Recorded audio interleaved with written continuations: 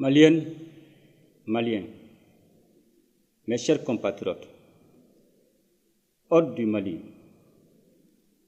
en ce jour de mémoire et de devoir, je rends grâce à Allah, le Tout-Puissant, de nous offrir la chance, pour la 65e fois, de célébrer la marche souveraine de notre nation. Nous nous inscrivons fièrement dans la dynamique des pères fondateurs du Mali et leur rendons un vibrant hommage en ce jour anniversaire. Les idéaux qu'ils ont toujours défendus et qui demeurent des réalités de notre temps continueront de nous servir de boussole. Au président Modibo Keïta et à ses compagnons de lutte, la nation malienne exprime sa reconnaissance pour l'éveil des consciences.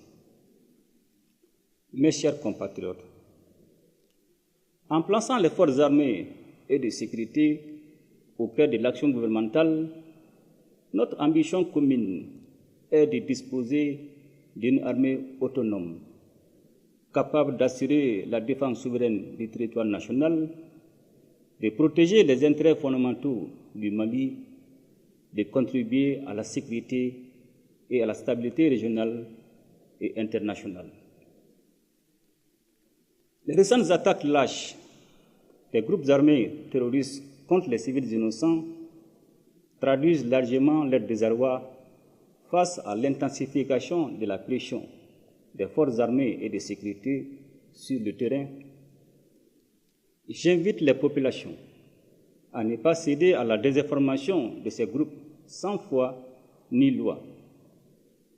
Nous devons plus que jamais rester unis et solidaires face à l'illusion des imposteurs et de leurs sponsors étatiques. C'est uni dans l'action que nous réaliserons notre souveraineté. De 2020 à nos jours, de nombreuses initiatives pour le renforcement et le rayonnement des forces armées et de sécurité ont été prises à travers le plan Dukukoloko, élaboré en 2024. Nous avons pu davantage restaurer l'autorité de l'État et réaffirmer notre souveraineté sur toute l'étendue du territoire national. Dans le cadre de la mise en commun des efforts opérationnels face au terrorisme, l'opération Ansignigon a permis d'accentuer la coordination opérationnelle et sécuritaire avec les pays frères de l'AIS. Pour soutenir le processus de renforcement des forces armées et de sécurité, nous continuons d'accentuer l'acquisition d'équipements, la réalisation d'infrastructures indispensables, la consolidation des effectifs à travers des recrutements cycliques et la formation continue du personnel. L'adaptation et la mise à jour de notre doctrine militaire nous permettent à la fois de faire face aux menaces émergentes et constituent également un gage d'interopérabilité avec les armées de la Confédération de l'Alliance des États du Sahel. Dans le même temps, la diversification de nos partenariats constitue une initiative salutaire.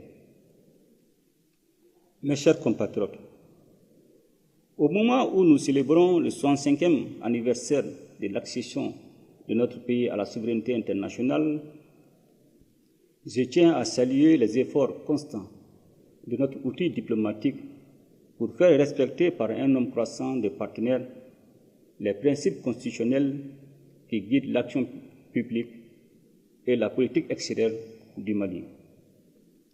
Nous inscrivons notre action dans le cadre de la préservation du bon voisinage tout en exigeant en retour le respect de notre souveraineté.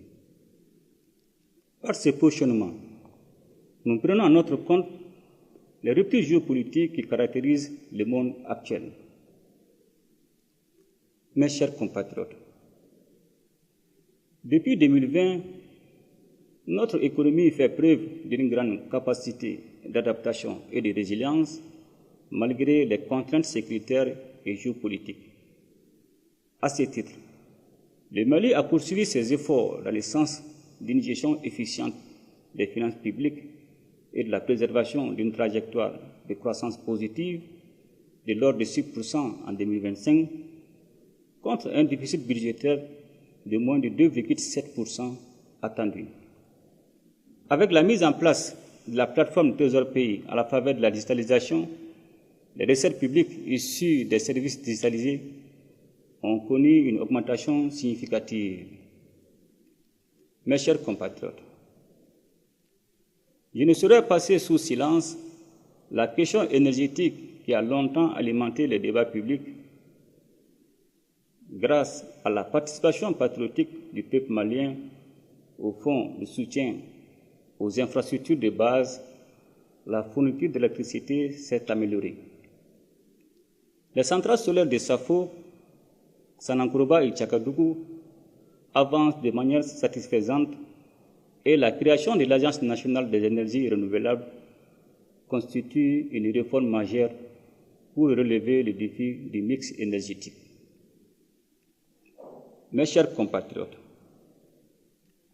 l'exploitation des ressources minérales de notre pays a connu une profonde mutation ces dernières années. En effet, le nouveau code minier, avec toutes les innovations qu'il apporte dans la gestion des ressources minérales, a commencé à produire ses effets à la suite du basculement des sociétés minières existantes et l'entrée progressive dans son champ d'application de toutes les autres sociétés à l'occasion du renouvellement éventuel de leurs titres. L'une des avancées majeures réside dans le lancement des travaux de la future raffinerie d'or du Mali en partenariat avec la Russie. Dans le cadre de la stratégie nationale pour l'émergence et le développement durable 2024-2033, les réformes se poursuivent pour améliorer le climat des affaires et accélérer la digitalisation. Mes chers compatriotes, dans le cadre de la modernisation de notre administration, je me réjouis de constater les efforts importants engagés pour la mise en place du système intégré de gestion des ressources humaines de la fonction publique de l'État et des collectivités territoriales. Mes chers compatriotes, ce 65e anniversaire de notre indépendance coïncide comme par un signe des temps avec l'adoption de la Charte pour la paix et la réconciliation nationale, un document de référence qui fixe désormais le cap pour la résolution durable des conflits dans notre pays. Elle vise par le dialogue à consolider l'indépendance et la souveraineté nationale, à stabiliser les pays, à favoriser le retour de la paix et à créer les conditions indispensables pour la relance économique et la bonne gouvernance. C'est le lieu de saluer les efforts inlassables des femmes et des hommes qui œuvrent au quotidien pour la pacification de notre pays. Aussi, la détermination du gouvernement a permis des réalisations majeures dans le cadre de la consolidation de la paix et de la cohésion sociale, sans lesquelles tout processus de développement serait voué à l'échec. Mes chers compatriotes, notre justice a connu de profonds changements ces dernières années, favorisant un accès facile des citoyens à la justice, ainsi qu'une meilleure administration de celle-ci pour répondre aux attentes pressantes des populations. S'agissant des réformes courageuses engagées, je salue les innovations majeures qui ont permis d'améliorer les conditions de poursuite des infractions liées à la corruption et à la délinquance économique et financière. Face à la persistance et à la gravité des litiges fonciers dans notre pays, il est prévu très prochainement la création d'un pôle national chargé du foncier. Mes chers compatriotes, dans le cadre de la refondation de notre système de santé, les États généraux de la santé se sont tenus en décembre 2024. Un plan décennal a été établi pour la prise en compte des grandes recommandations faites à cette occasion. Une plus grande attention sera accordée à l'accessibilité des services de santé à la population, au renforcement des capacités des ressources humaines, à la solidarité et à la lutte contre l'exclusion. Ainsi, pour améliorer la distribution des services de santé, les centres de santé de référence de cet arrondissement de Bamako seront érigés en hôpitaux de district. De nouveaux hôpitaux de district seront réalisés à Bla et à Kangaba. Ces nouveaux hôpitaux de district verront le jour dans les régions de San, Kouchala, Bukuni, Djoila, Nyoro, Bajangara et Koulikoro. À ces infrastructures s'ajoutent d'autres hôpitaux régionaux pour renforcer notre dispositif sanitaire. Mes chers compatriotes, la jeunesse et la promotion de la femme et de la famille sont à l'avant-garde des réformes en cours. Qu'il s'agisse de l'éducation aux valeurs et à la citoyenneté, de l'employabilité ou même de la lutte contre le phénomène de la drogue, le gouvernement ne ménage aucun effort pour créer les conditions d'une participation effective de notre jeunesse et assurer la promotion de la femme et de la famille dans le processus de refondation et de développement. De nombreux centres de formation professionnelle sont en construction à travers le pays et d'autres sont déjà réhabilités, aménagés et équipés. Ces structures modernes, dotées de systèmes autonomes d'énergie, serviront de point d'appui à la jeunesse malienne pour mieux envisager l'avenir. Mes chers compatriotes, au titre de l'enseignement supérieur et de la recherche scientifique, je salue les efforts du gouvernement pour l'amélioration de la gouvernance dans ces secteurs, orientés vers le rétablissement de la normalité calendaire des universités. La pacification de l'espace universitaire, autrefois émaillé par des incidents, est une tendance à préserver.